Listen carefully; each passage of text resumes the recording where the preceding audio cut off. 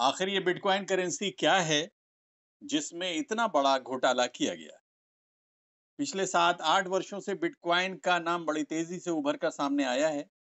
एक सप्ताह पहले अमेरिका के कई बड़े उद्योगपतियों को, जिन्हें दुनिया के अधिकांश हिस्सों में जाना पहचाना जाता है, उनका ट्विटर अकाउंट हैक करके एक बड़ा घोटाला किया गया।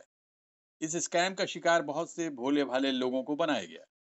दरअसल बुधवार की देर रात अरबपति कारोबारी एलन मस्क, जेफ बेजोस और बिल गेट्स समेत कई बड़े कारोबारियों और बड़े नेताओं के ट्विटर अकाउंट हैक कर लिए गए। इस हैकिंग को बिटकॉइन स्कैम कहा जा रहा है। इसकी वजह है कि जो अकाउंट हैक किए गए, उनके जरिए ट्वीट कर लोगों से बिटकॉइन में दान मांगा गया। बिल गेट्स के अकाउंट से ट्वीट किया गया, हर कोई मुझसे समाज को कुछ वापस लौटाने के लिए कहता है। आप मुझे $1000 भेजिए, मैं आपको $2000 वापस भेजूंगा। बताया गया है कि कुछ ही देर में हैकरों को सैकड़ों लोगों ने $1 लाख से अधिक बिटकॉइन भेज दिए थे। जिन अकाउंट्स को निशाना बनाया गया, उन सभी के कई लाख फॉलोअर्स हैं। इस स्कैम के बाद सोशल मीडिया पर बहुत से लोग बिटकॉइन के बारे में सवाल कर रहे हैं। आखिर ये करेंसी क्या है? बिटकॉइन एक डिजिटल करेंसी या कहें कि एक वर्चुअल करेंसी है। जैसे भारत में रुपया, अमेरिका में डॉलर, ब्रिटेन में पाउंड चलता है।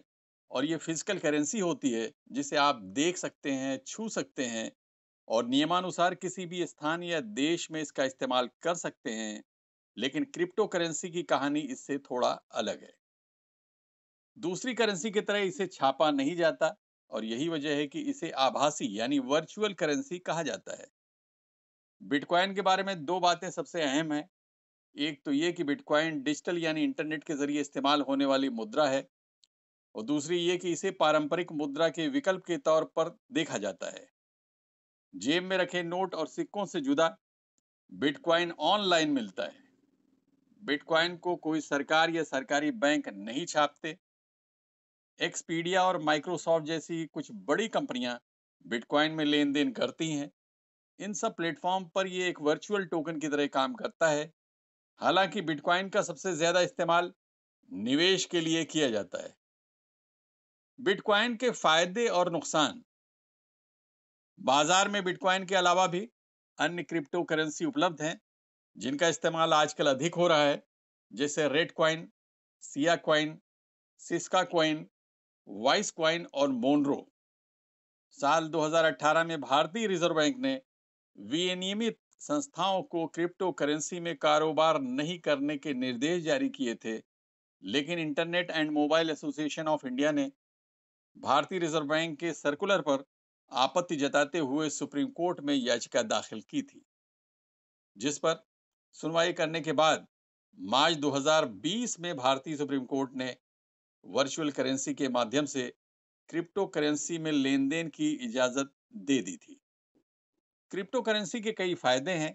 पहला और सबसे बड़ा फायदा तो यह है कि डिजिटल करेंसी होने के कारण धोखाधड़ी की गुंजाइश नहीं के बराबर है। क्रिप्टो करेंसी में रिटर्न यानी मुनाफा काफी अधिक होता है। ऑनलाइन खरीदारी से लेन देन आसान होता है। क्रिप्टो करेंसी के लिए कोई नियामक संस्था नहीं है, इसलिए नोटबंदी या करेंसी के अवमूल्यन जैसी स्थितियों का इस पर कोई असर नहीं पड़ता। लेकिन बिटकॉइन जैसी वर्चुअल करेंसी में भारी उतार चढ़ाव माथे पर सिलवटेल डालने के लिए काफी है। पिछले 5 साल में कई मौके ऐसे आए जब बिटकॉइन एक ही दिन में बगैर चेतावनी के 40 से 50% गिर गया। 2013 के अप्रैल में हुई गिरावट को कौन भूल सकता है, जिसमें बिटकॉइन की कीमत एक ही रात में 70% गिरकर $233 से $67 पर आ गई थी। अमेरिकी शेयर बाजार वॉल स्ट्रीट के चिंता जताने के बावजूद वहां बिटकॉइन के लेन देन को जारी रखने की इजाजत है, लेकिन नुकसान की आशंका हमेशा बनी रहती है।